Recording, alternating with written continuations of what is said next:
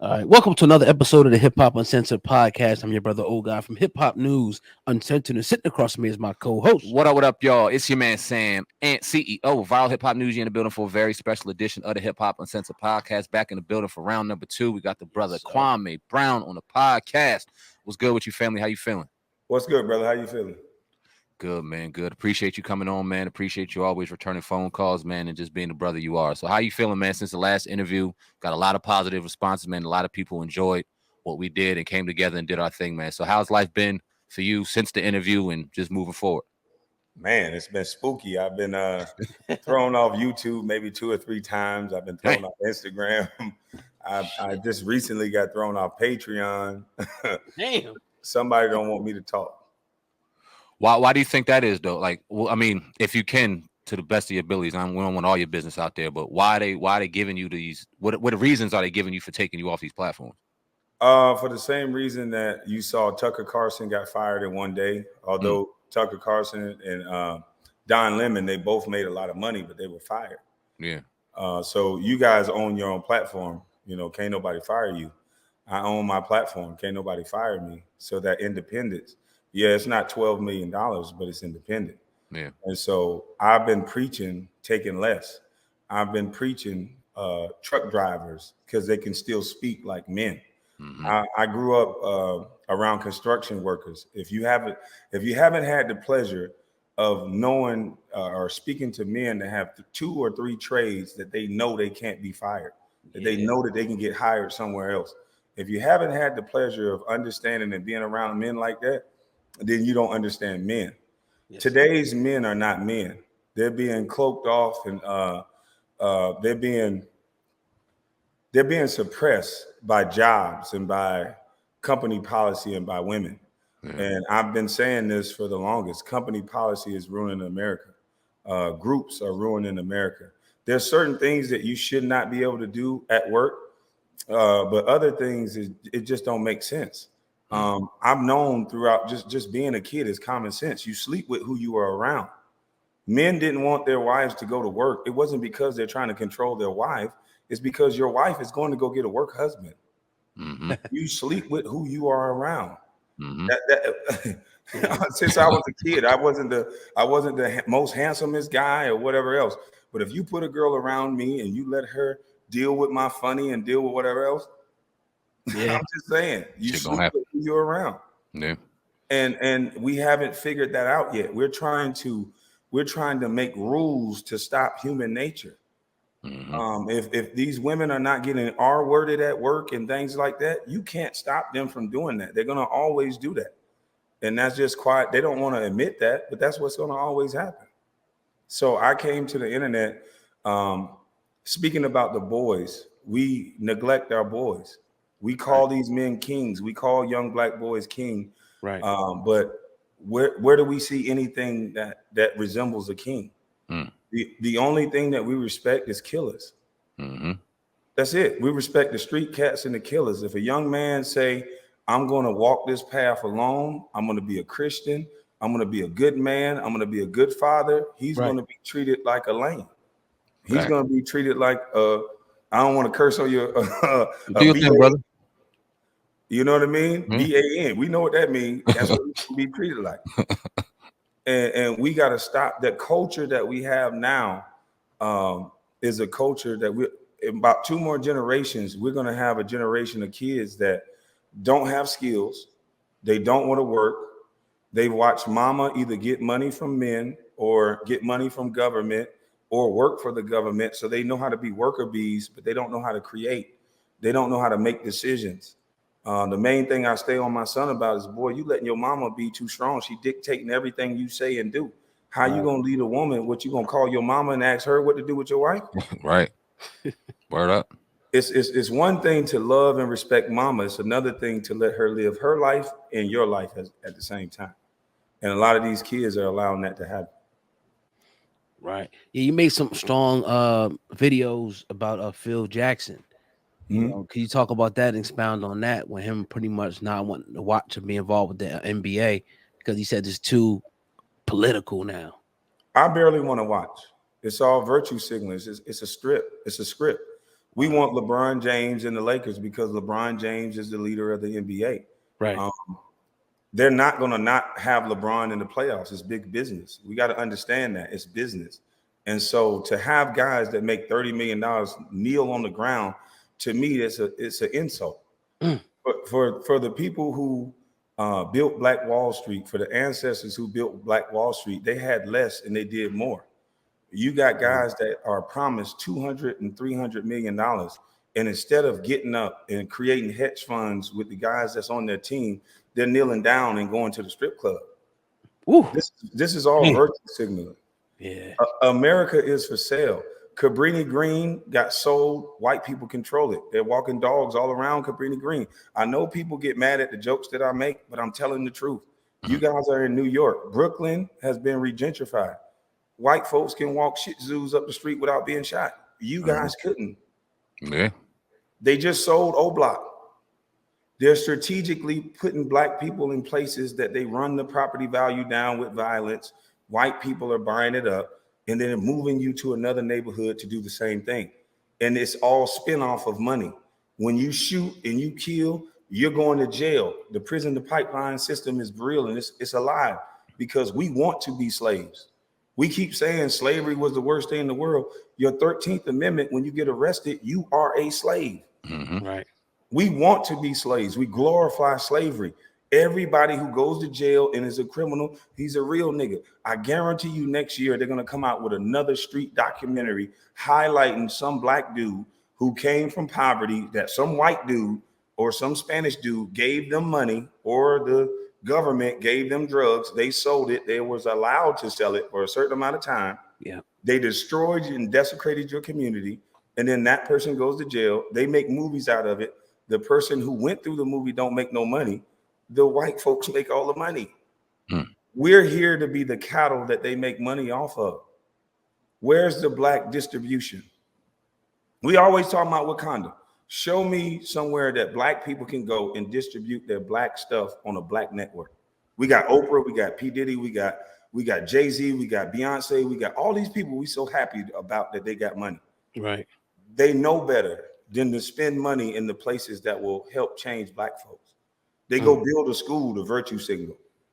What happens at those schools? They're being indoctrinated. They're not being taught to go compete with Grant Cardone. They're not being taught to go compete with Robert Kiyosaki, Rich Dad, Poor Dad. They're not being taught that. They're being taught to go buy chains. They're being taught to throw money in the air.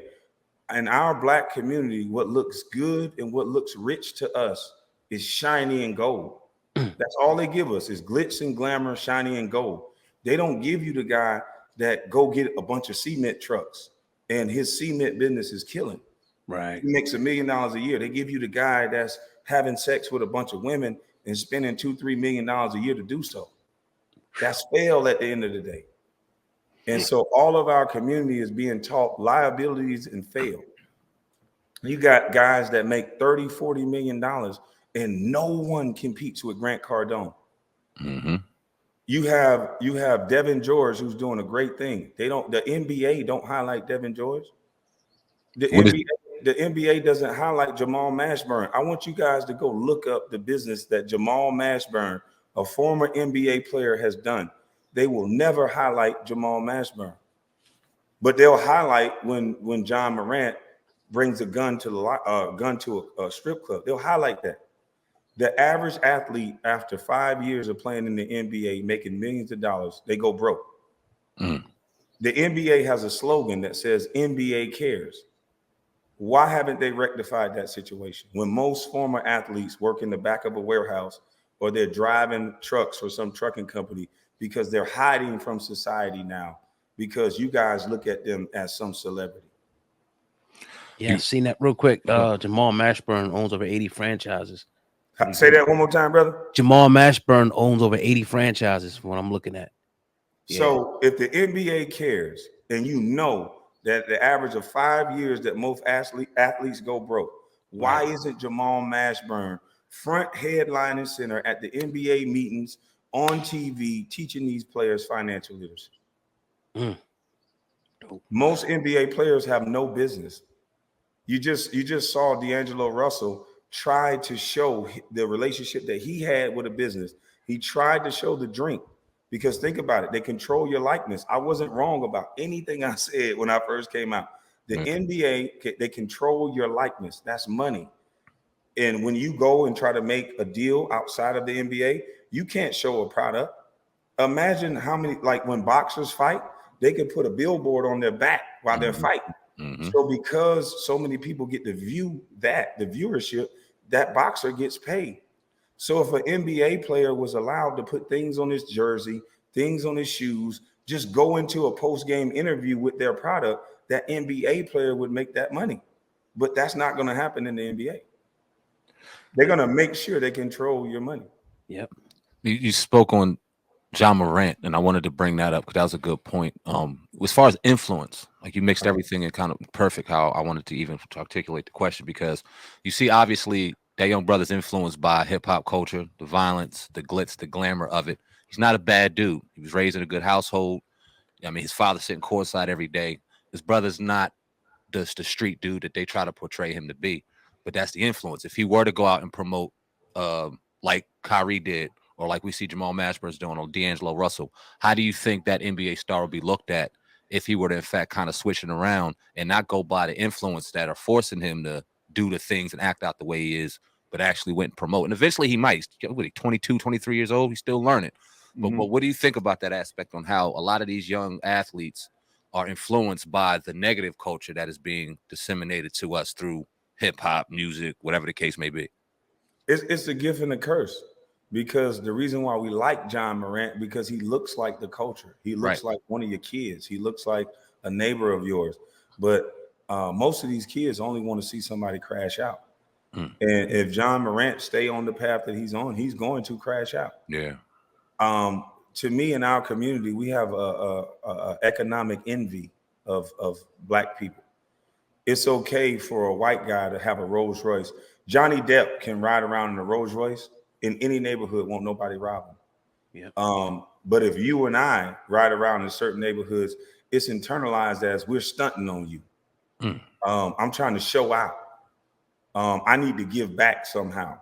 I could be giving back by just, the reason why I wanted to be successful is because I saw Black strong men be successful, and they told me, I'm not giving you anything. I'm going to give you the game. I'm going to tell you how to get what I got.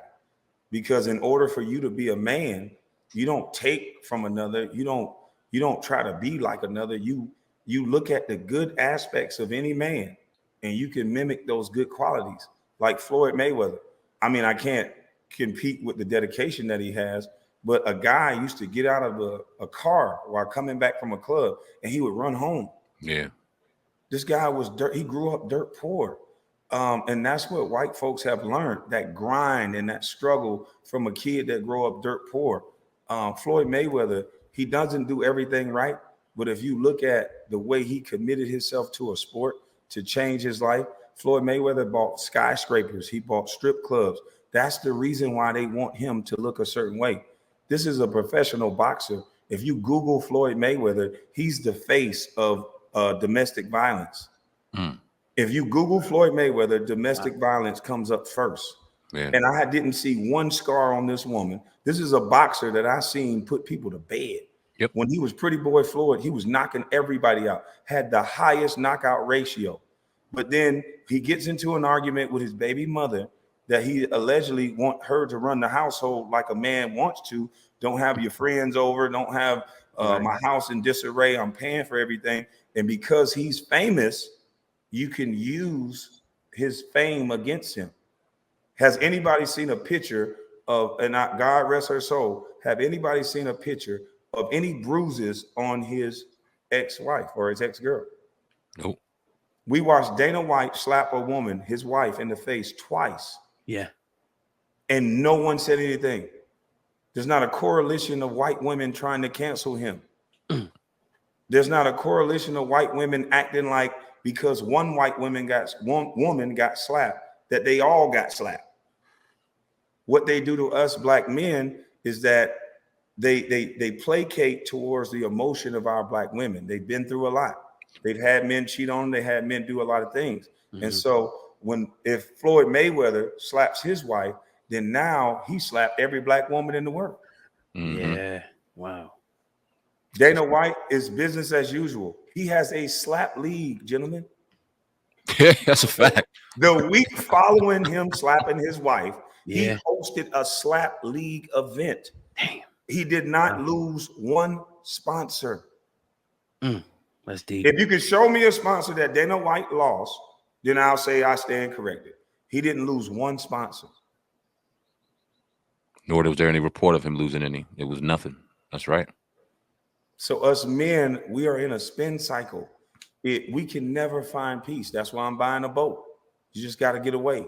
Yes, because when you survive the hood, you survive all of these negative things. And then now when you become successful, you have to survive the judgment of everybody wanting to tell you how to think, how to talk, how to walk. Like, I don't succumb to that. That's why I came to the internet the way I did. I came rude. I came aggressive. I came how our culture is, disrespectful as hell, so that we could be embarrassed by what we pay for.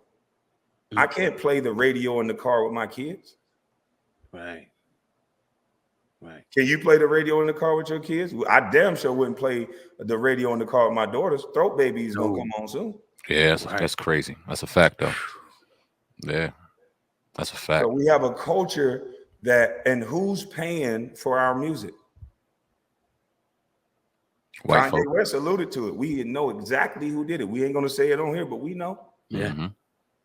So the people that are paying for our rappers and athletes to say and do certain things will destroy your life if you say and do those things about their people. That's a fact. Wow. So why are we willful? Why are we willfully participating in our own destruction?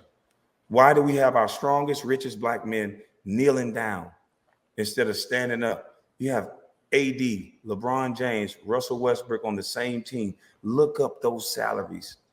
Look up those salaries alone. And you talking about Black Wall Street? Just look up those salaries. Man, that's deep. Talk about the media aspect of it. Somebody like a Stephen A. Smith, who a lot of times says some good things, but a lot of time he attacks a lot of different people. You know, these brothers a lot. Do you think he's being used, or do you think that he has to do that in order to maintain his position? That's the biggest trick that they've ever done. They've employed smart people that can really talk and really sway the masses. They take their voices. They pay for their voices. He makes $12 million. This is a guy who's really not skilled in anything. He was fired by ESPN. He found a niche. He talks in a certain way. He yells in a certain way about black male athletes. That's the only thing we like him for. And I just think the way that some of these people talk, Roland Martin, Stephen A. Smith, some of these people are very intelligent. They can sell you ice. If you're a refrigerator, some of these people can sell you ice. So you cannot believe some of the things they say. Look at their real life. Roland Martin is entwined with white folks all over the place. So you can't look at these people and what they're saying as face value. Even Tucker Carlson, when you saw the private text messages, he don't even like Donald Trump. Allegedly, but on the show, he acts like he likes Donald Trump. So when I came to the internet, people don't like it. I said there's some script reading bitches. That might not be appropriate. That might not be the nice way to say it, but they're definitely script readers. Steven Jackson disrespected Isaiah Thomas. Isaiah Thomas is a legend. Absolute legend. We love Michael Jordan, and it's okay to love Michael Jordan. He's one of the best players that ever graced the game. Ever laced it up, but it's not even a comparison of who done more for the game. They vilify Isaiah Thomas because they know what he meant to the game. They didn't want to give us private planes. They didn't want to have us riding the right way. It's NBA players eating Ruth Chris steak, Fleming steaks on private planes after the game. That is solely one of the reasons that is because of Isaiah Thomas in the work that he did with the Players Association. Steven Jackson went on all the smoke. Now, I know that they say I'm a bust. So they say I was just mad and I was just jealous that I was a bust. Isaiah Thomas is a Hall of Famer. Top 50 all time.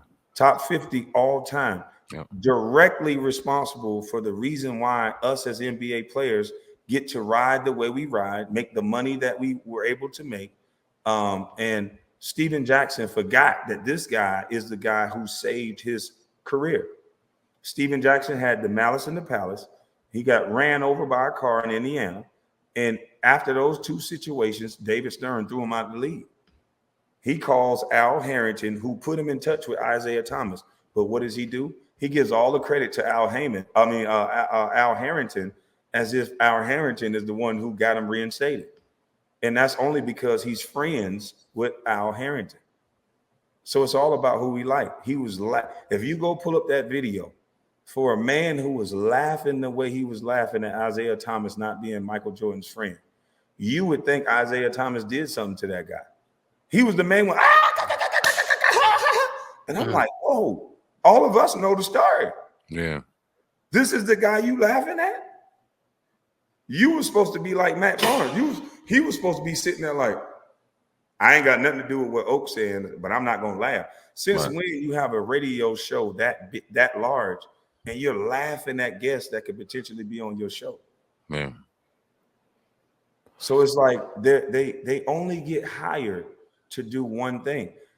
Gilbert Arenas, Matt Barnes, Steven Jackson, all of them have criminal records. All of them are violent. All of them. Dang. What they said about me and my family, where's my violent record? I don't have it. I only get violent when provoked. I'm a man. I do what men are supposed to do. I'm a nice guy until provoked. But if you look at Gilbert Arenas, he's a convicted felon.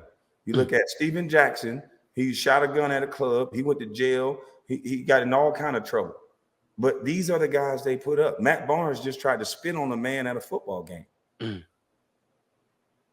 Dang. Saw that too. Let me ask you this: in the discrepancy between athletes that go into the media and almost forget as though they were athletes at one point. Now, I seen you do an interview with the Pivot Podcast, salute to them brothers, Fred Taylor, Chaney Crowder, and my man Ryan Clark. And that seemed to be done very well. I mean, you can correct me if I'm wrong on that. From what it looked like, it seemed like it was done very well. But then you got certain athletes that just don't understand. It seems like they want to go all the way media and forget that they were athletes at one point and give that side to the story, the side that's needed. So what do you think about athletes that kind of transition into the media and things that are done wrong and things that are done right? They care about their money over the brotherhood and being an athlete. Because the fact that I'm an athlete, I'm going to have access to you more so than everybody else. Yeah. But if I want to go viral, it's better for me to disrespect you than it is to respect you. Yeah. You know what I mean? I can go viral by talking about any one of these athletes. I shared locker rooms with them. I've been in clubs with them. I can go viral every day with just the stories I've seen. Mm-hmm. But I wouldn't put them out there like that. I only come after the people that disrespect me. But the athletes that do that, I would just say that you can critique a player without disrespecting them. You don't have to do that. You don't have to make it a viral moment. What is this thing about going viral? Just be honest, respect the man as a man, and then leave it at that. So what do you think about like JJ? What's my man? JJ Redick, a Big Perk, other athletes that come on that play basketball and they give their commentary. Do you think that it's fair commentary, even though they're being paid by ESPN? Do you think that they do a good job? Or like, what do you think about those type of basketball players? In my opinion, I ain't never played ball or anything like that, nowhere close to where you did. But it seemed like they try to be as objective as possible, even kind of going against the grain of what Stephen A. sometimes throws out there. Yeah, I think sometimes they do a good job. JJ Redick challenged a lot of things. He's going to have his own opinion. Big Perk, he's an old country boy. A lot of the stuff, I think he's mimicking too much of Stephen A.'s personality. Okay. Being that you laced him up, you played this game, you wasn't the best at it. You should talk with a little more respect. I've always been fair and honest about my approach in the game. It's a pecking order.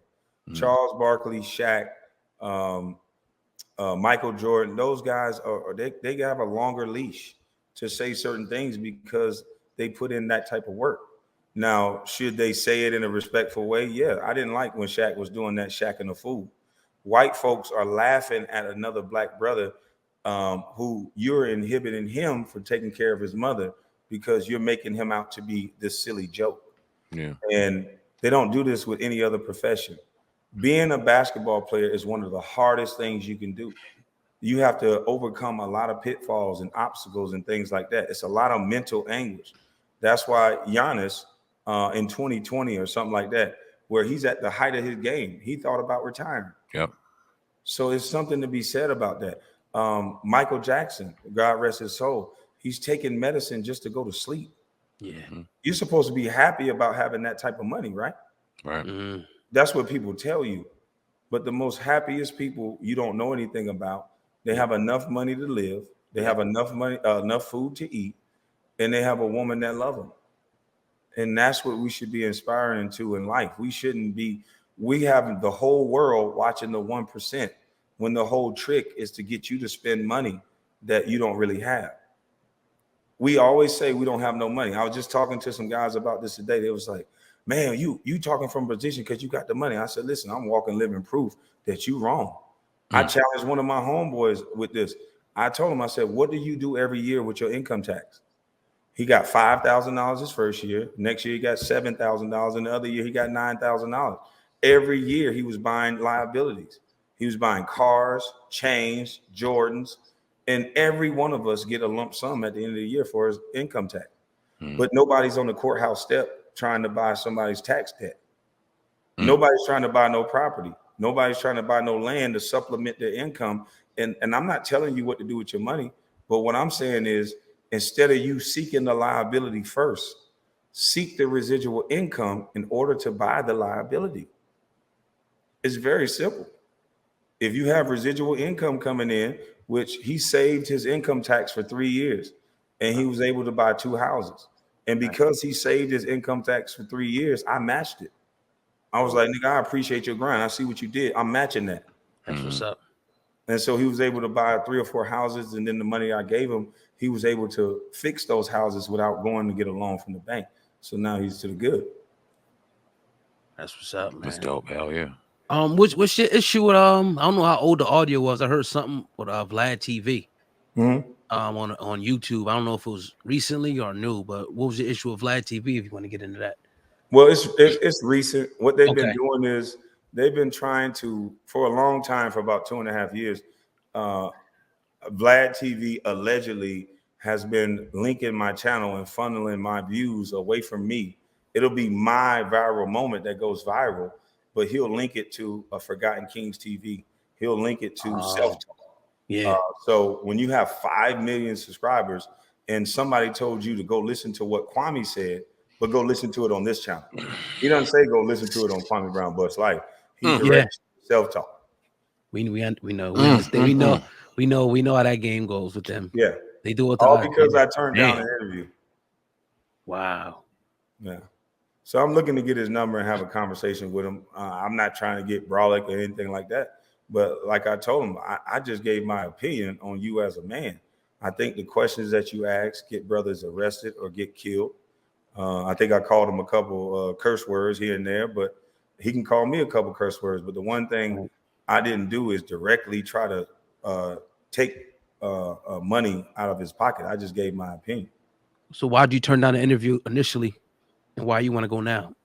I just don't see. I don't want to go to do an interview. I just want to have a conversation with him behind the scenes because I think that's disrespectful. I don't think I need an interview with a Vlad TV. I don't see anything positive that comes out of it. Yeah. He don't ask questions. Why haven't he interviewed Jamal Mashburn? He saw Devin George on my page. Devin George has done more than most NBA players. He's able to develop a community that serves the community. The people actually in the community work where they live. That means you have the ability to see your kids come to, your kids come home. He has a center to where they're studying and learning. The parents can come down and they're downstairs at work. So it's a sustainable community. And he didn't have to cry. He didn't have to kneel down. He didn't have to beg. He didn't have to join some organization that controlled his mind. He just used his resources and he built something that worked. And I just don't understand why we won't build something that worked. We've been doing the same thing for 20, 30, 40, 50 years. We've watched old civil rights tapes of men getting hit in the back of their head. and marching and shouting. So at this point, why won't we use the resources that we have and become like the people who are successful? If we can't study the Asian community, the community that their money does like this in their community, why don't ours? Why is Chinese people selling us chicken? Real shit. Everybody sells us everything. Yeah. We won't buy nothing from our own people.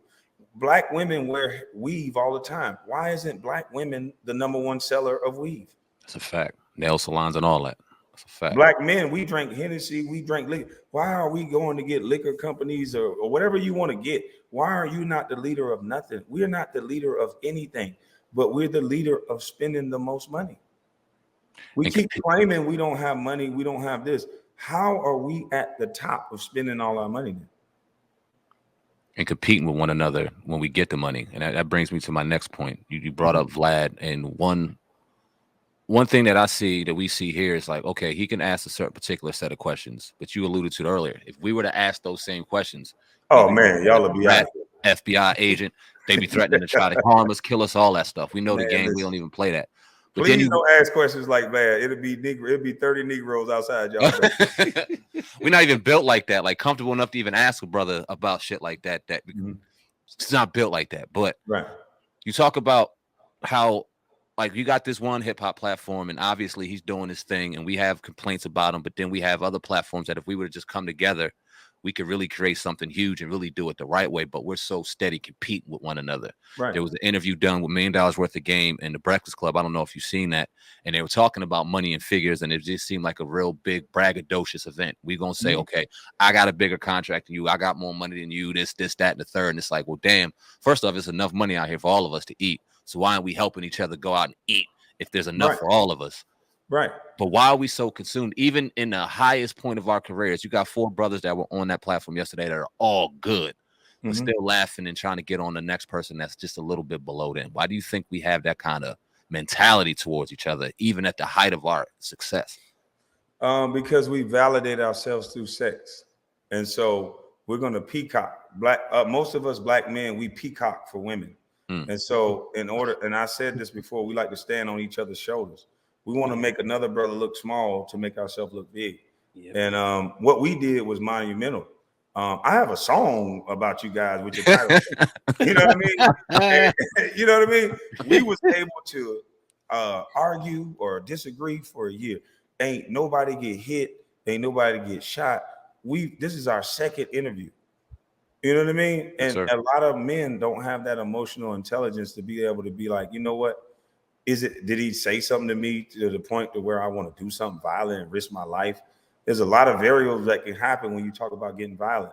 You can go to prison, you can lose your life, anything can happen. So I don't think the ego has to calm down. We have to stop the real nigga shit. That's why I say I'm a sidewalk nigga. And there's cracks in that sidewalk, and I'm very good on the sidewalk. But the street rules, I won't play them. I won't participate. These dudes that claim to be for us, Steven Jackson invited me to playing in traffic. And I said, my response was, yo, my son be in my car. You guys said we was joking. This is how beef start. And it take one little small thing like that to where men have been talking about me for 20 years. He brought me up on a podcast where I hadn't played basketball in over 10 years. I took offense to it. I call his line. He get online, disrespect me. I disrespect him back online. Now we got to play in traffic. The guy who was disrespected the most, you want to kill him now? And this is how us as a black culture, this is why white folks will always win. Because if I was JJ Redick and I responded back to what he said, then he would respond back with an interview. He would never go enlist young black people to say, let's go play in traffic.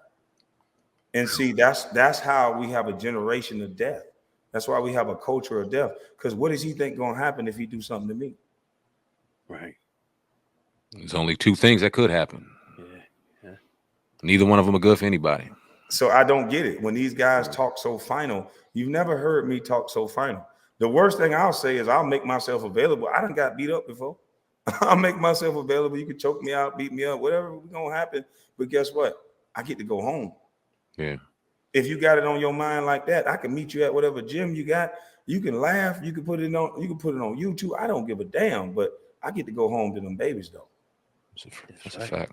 And a lot of these men ain't men. You know what I mean? Like, how many men that talk all that talk, you get a chance to see them vulnerable? You know, I looked you up a little bit. Oh God, no. Which one? Hold on. Wait a minute. I done got y'all confused.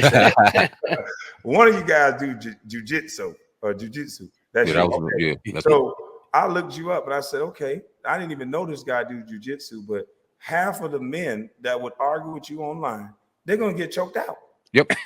And that happens in practice. Yep. You get to see that every day in practice, men being vulnerable. So these guys that's just talking and hiding in groups, you already know they faking. Mm-hmm. I took my son to the gym. I've been a part of those gyms. You're going to get choked out. It's somebody in there that's a better dog than you. Yep.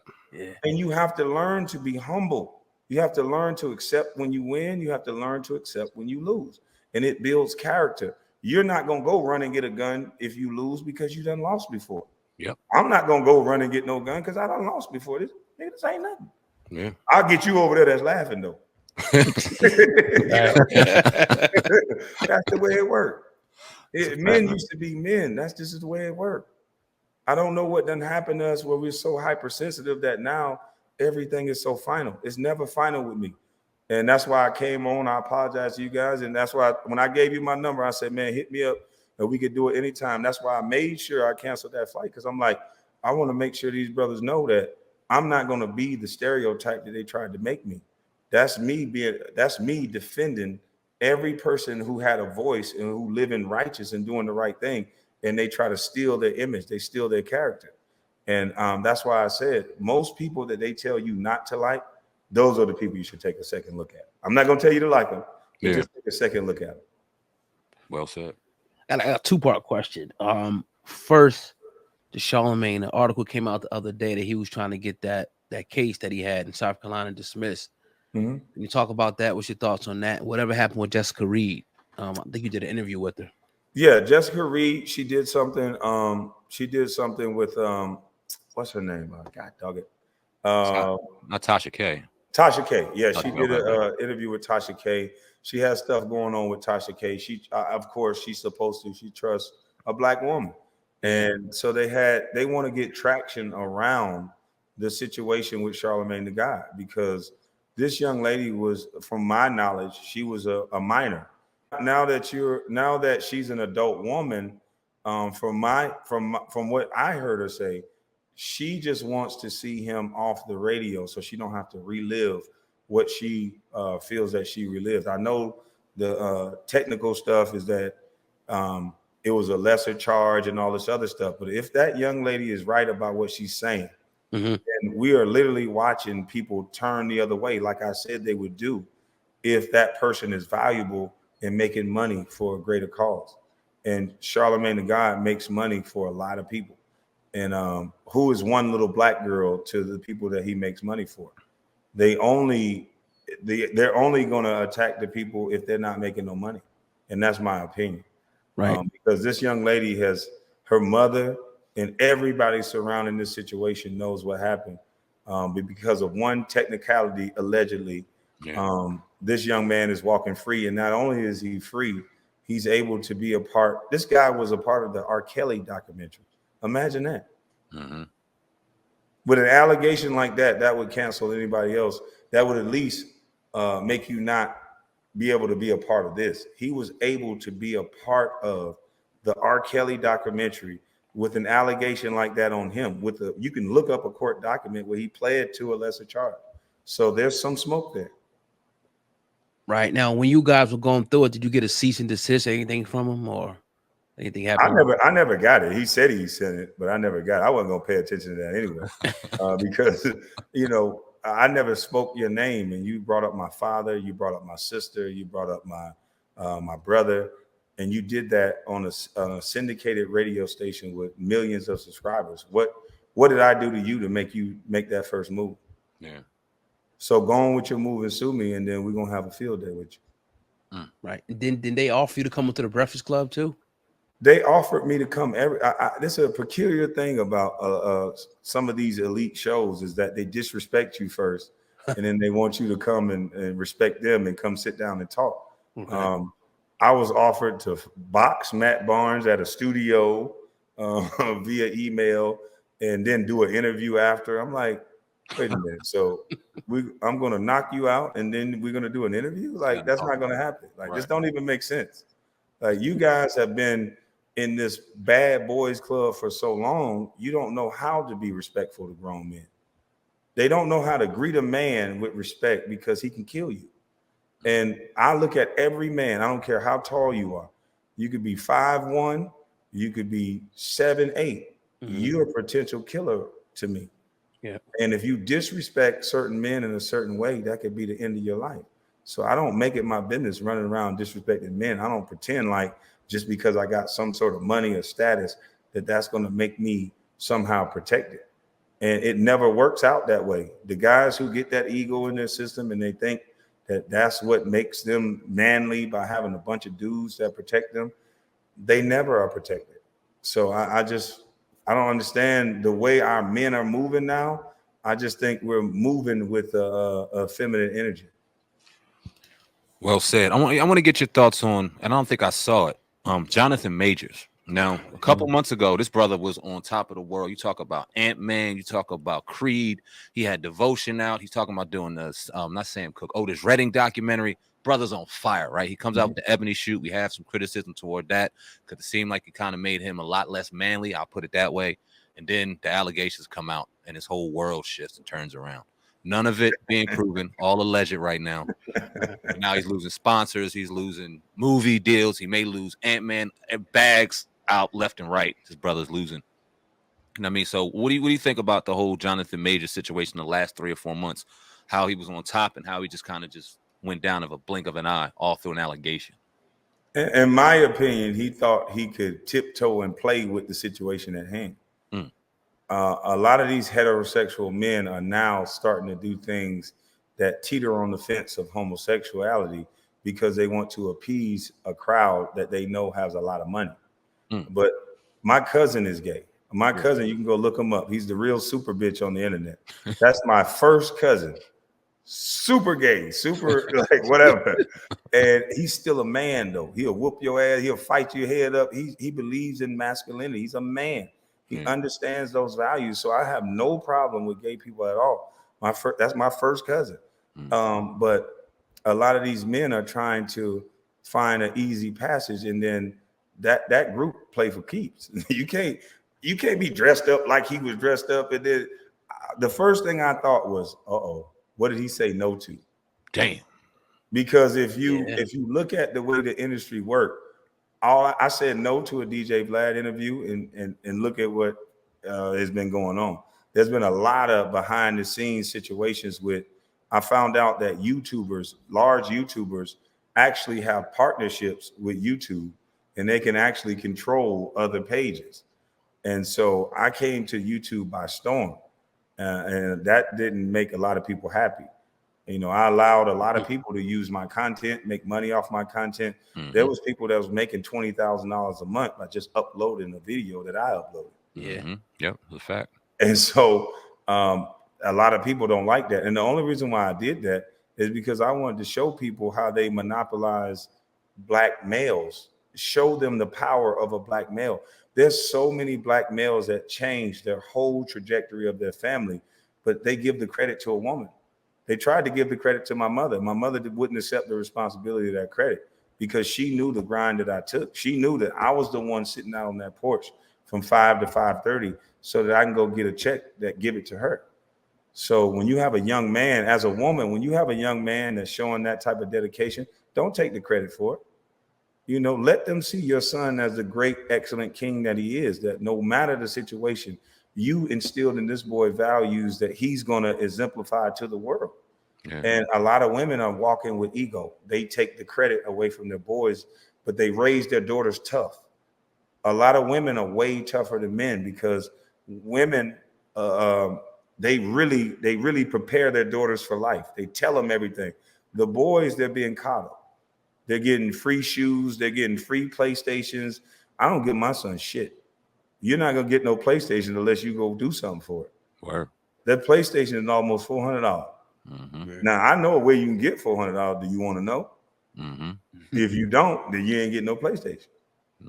And I was raised up under those values, but me being a celebrity, I'm just supposed to go get it because I'm his daddy. And I just won't succumb to those social constructs. In order to raise a man, he has to have tests. You can't just call him a protector if he can't fight. What the fuck is he gonna protect? I'm a protector. Like, right. No, did you go to boxing? Did you do your rounds in sparring? Did you roll on the mat? What did you do to be this thing called a protector? Right. And a lot of these men, when you peel back the onion, they've done nothing but listen to women tell them what they are. I wanted to ask you this. I've seen Lavar Ball talking. I think this is right after his son just made an announcement that he has a child coming in. Congratulations to that family. No, but he would but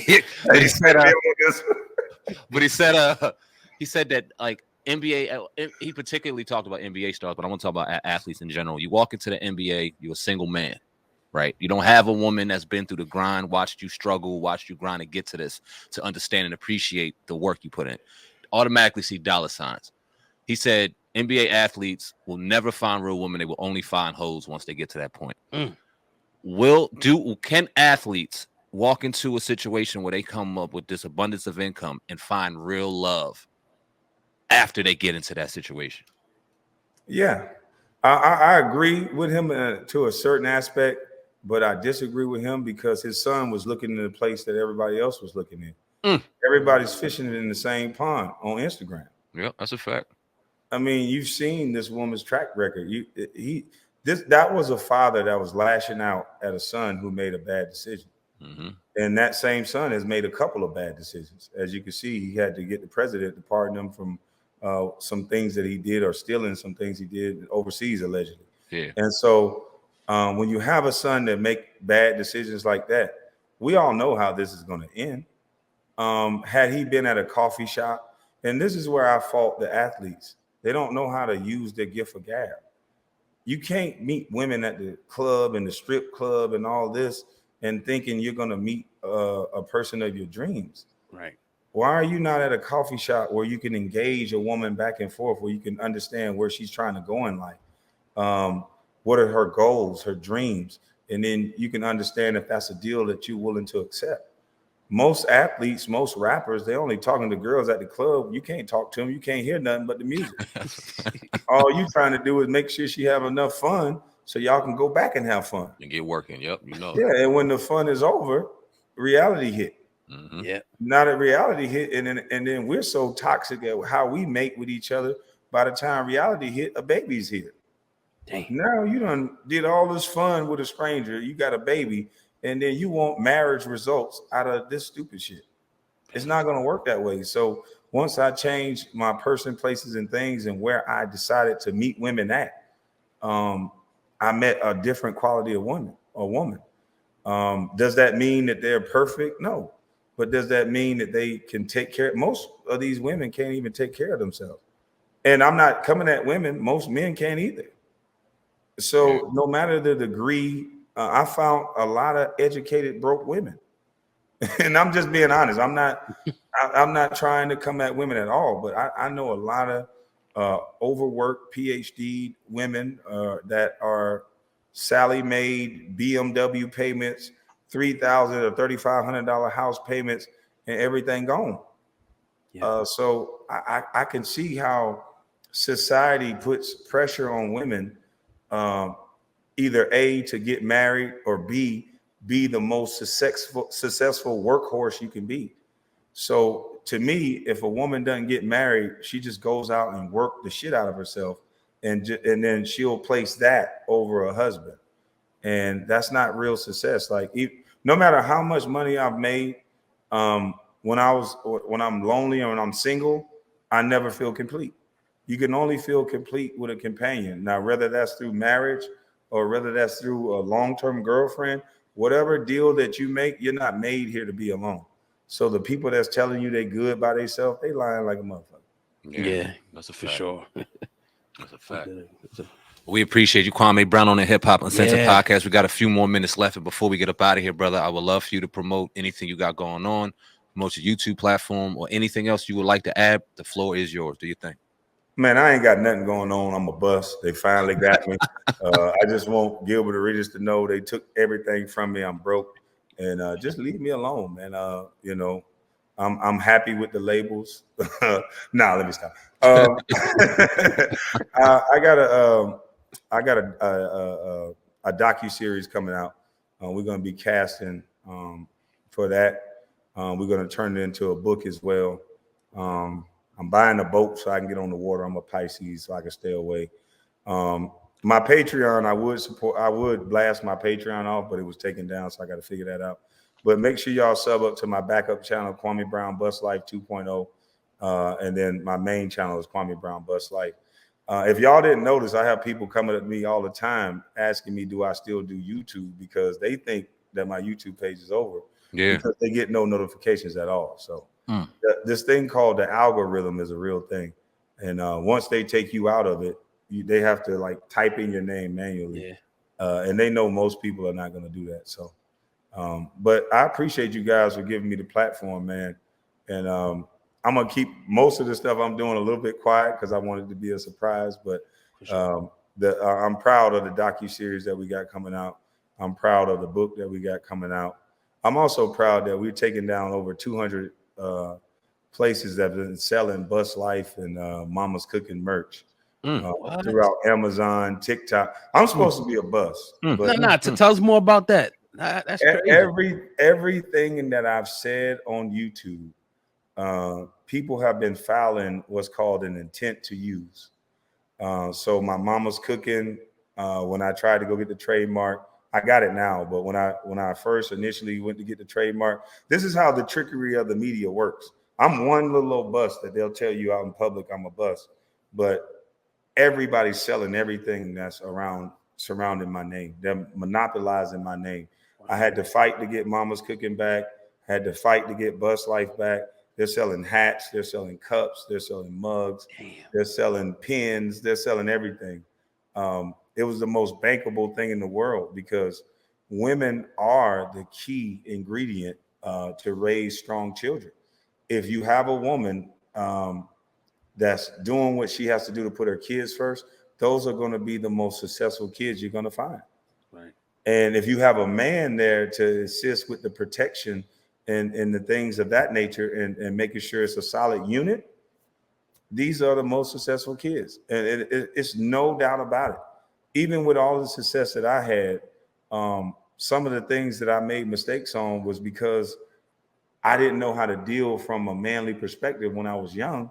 Because yes, I had a man around me teaching me how to work, teaching me to do certain things, but that was only temporary. There wasn't a man in my house consistently because my father was in prison. So some situations that men act out on, they're not acting in a manly spirit. They're just acting out of emotions. So what they think is tough is not really tough. It's just you tripping.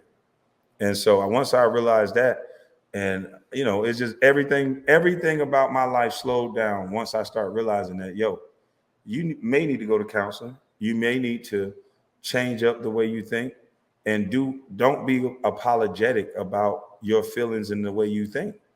Most Black men, we're afraid to say what it is that we think. If you look at the white guys, they say whatever.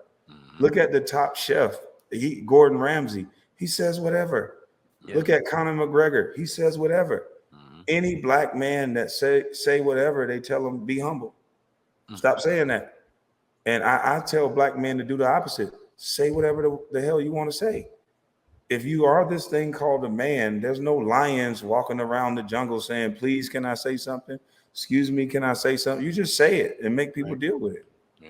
And that's what I live my life by. Like, if we're going to have a free society, you should be able to say what you want. I should be able to say what I want without being disrespectful and let people examine it. And that's that. And that's what I'm going to do. That's what I hope most people do. Because right now, Black men, we're not represented in the right way. The only Black men that look strong is the gangsters, the drug dealers, and the killers. Real, regular Black men that don't want to go to jail, they make us look inferior to those other men. And that's just not the case. We the only society and culture that does that to our people. It's unfortunate, but we definitely appreciate the wealth of knowledge. Kwame Brown on the Hip Hop Uncensored podcast. Brother, you are welcome here anytime, man. A phone call away. The floor and the platform is yours. We appreciate the knowledge, man, and always appreciate the love, man. So until next time, salute. Man, salute both of y'all, man. Thanks for having me, man. Anytime, brother. Appreciate you. All right, I gotta go back to Home Depot before they close. My brother, be safe, man. All right, bro. Take care.